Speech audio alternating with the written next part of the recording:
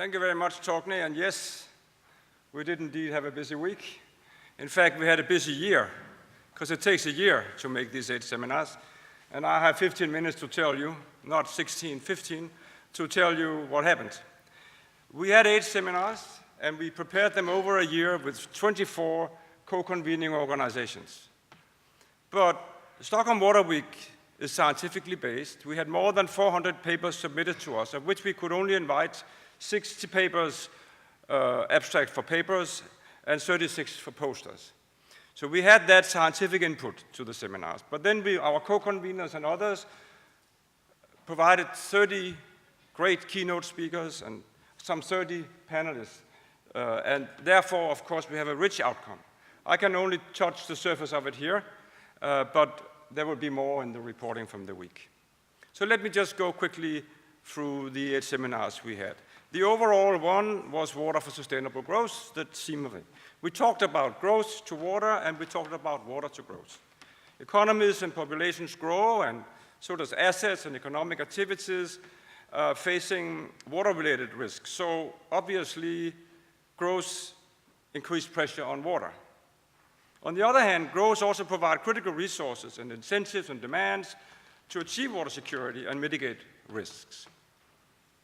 Improved water management has, on the other hand, the potential to reduce losses and damage and build resilience to disasters, which can then underpin economic growth through allocation, productivity, and trade. As was said in the seminar, easy to remember, growth is both a friend and a foe. It creates pressure on the one hand, but opportunity on the other. It was also noted, which I think you know, that 3 out of 4 natural disasters are actually water-related and at a cost of some $500 million per year, which of course is a significant challenge to growth. Now, we talked a lot about Marrakesh, and we of course also talk about climate. No talk about water without climate and vice versa. So we had a seminar on that. Observed, of course, that water security is cross-cutting across the world, and that developing countries are affected as well as developed, but of course we face different challenges, as our friend from Argentina also just noticed between the various regions. Water security is very difficult to achieve in fragile context, but it's also more costly to fail in fragile context. And of course, as has been echoed everywhere, achieving water security would need implementation and accountability to the 2030 Agenda and the Paris Agreement. The seminar talked about enhancing resilience, necessitating a shift from reactive to proactive. So we have to bridge the very short term through the medium to the long term to secure the necessary development hold and reverse possible or withstand possible reversals. In this seminar, there were many interesting small cases that I can't cover. I have to take a few. One case here was actually that there was a project reported to us, an inventory of crimes related to water, which is another type of threat, which we rarely talk about.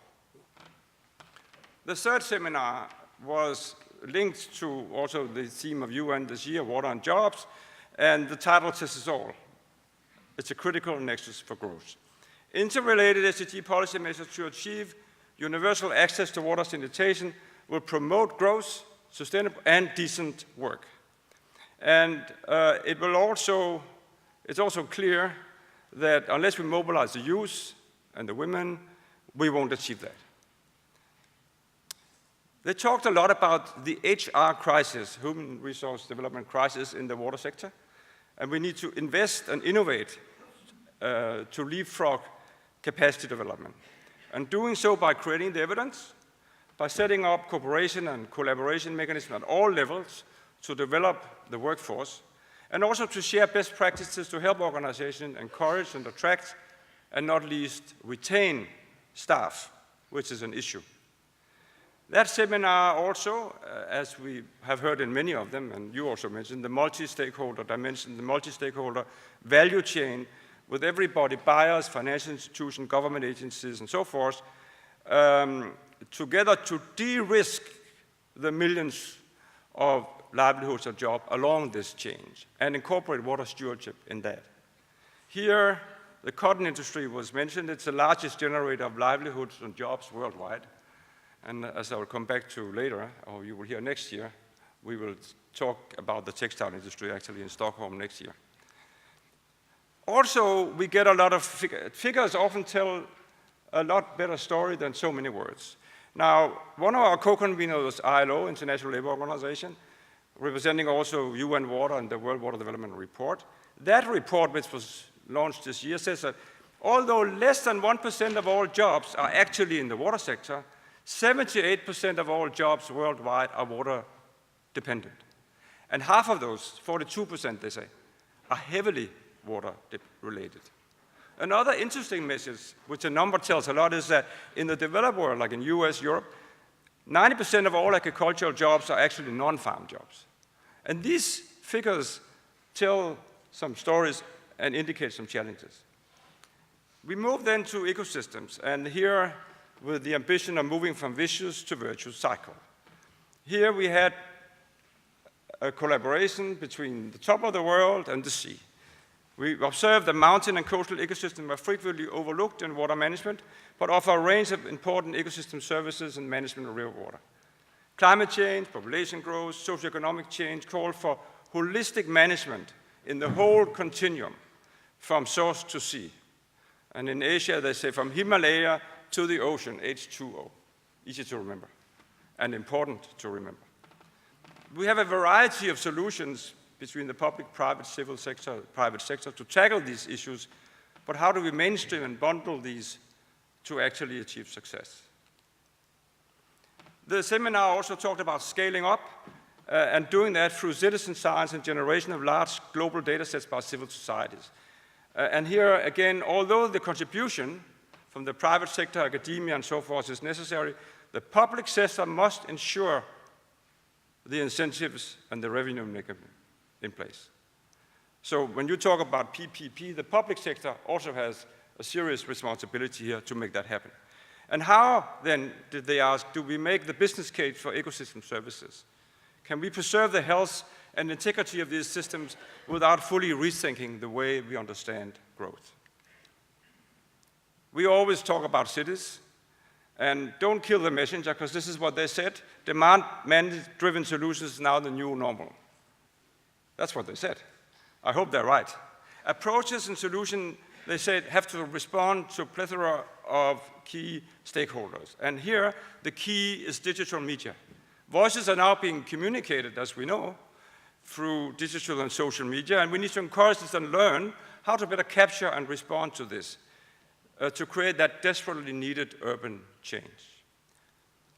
The seminar focused a lot on resource recovery. We need to have a great understanding of the potential utilization of end products and how they can fit into business. And here, again, business model thinking can actually facilitate the process, and the water sector must begin to adopt and implement business models and tools and instruments.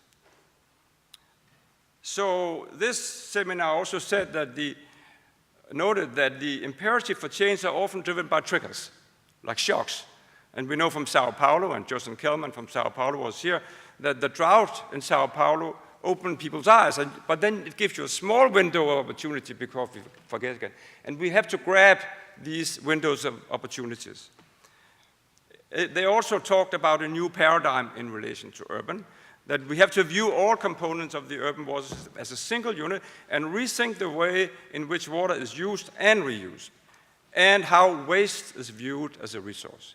Now, I know I'm jumping the gun of Torkil, who want to tell you at the very end of this what is the theme of next year. I have beg forgiveness, it's too late, I already put it. The theme of next year is water and waste, reduce and reuse.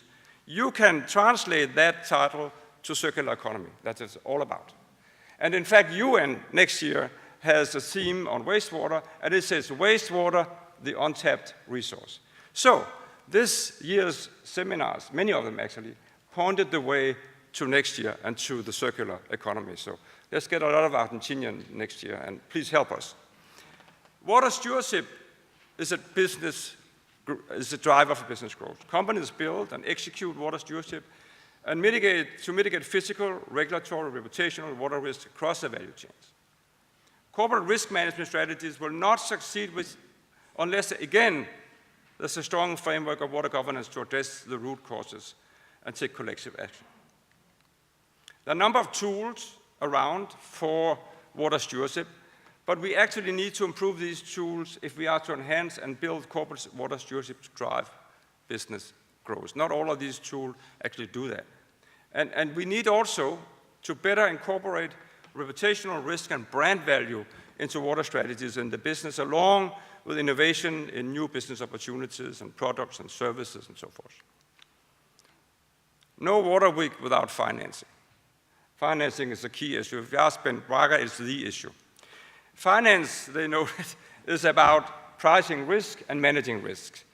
Difficult type of financiers address different risks, of course, and hence there's a benefit of combining different sources, debt, equity, concessional finance, etc. There was debate, not so much about green infrastructure, although that was also debate, but is water actually an infrastructure sector? Okay, if you approach water as an infrastructure sector, that helps in standardizing project design and risk assessment. On the other hand, if you approach water as a cycle, you broaden the range of financing options. So I guess we want to eat our cake and have it on this one.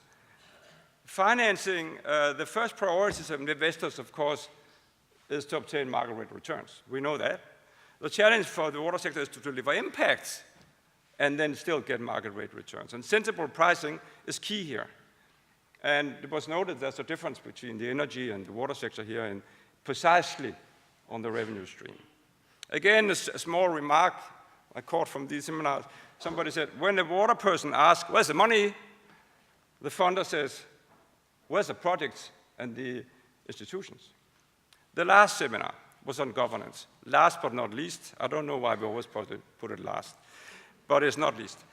They talked about a lot of social network analysis contributing to improved governance and capacity development, and that we need to design comprehensive assessment tools to identify the political spaces for change and also the power relationships. They noted that it's very difficult to monitor and assess performance. We know that. We need agreed specific indicators for good water governance that go beyond actually the SDG indicators. And we need to collect the right type of data information to end users relying on both government and non-government. That seminar talked about mainstreaming integrity and transparency as a response to reduce corruption. We need policy reform to not only reduce but eradicate corruption, and that requires careful consideration, of course, of the cultural setting of a country. International donors and policy can help strengthen the agents of change by working together with the right agents. And Torkil is now standing up, and this is my final remarks, Torkil, so you don't have to give me a red card. This seminars told a story, a clear story. It said that water is the key to sustain growth and jobs, but growth needs to be managed to harvest the opportunities and reduce the threats of water. This year, 2016, we started to live the 2030 agenda, didn't we? And we discussed here the links between the water SDG number 6 and the growth SDG number 8. Next year, we will continue to talk about linked SDGs and with a special focus on linking 6 and then the sustainable consumption and production SDG number 12. So next year, we're going to have a great new set of seminars. We have already started on that. And we hope to see many of you helping us to have some great seminars next year. Thank you very much.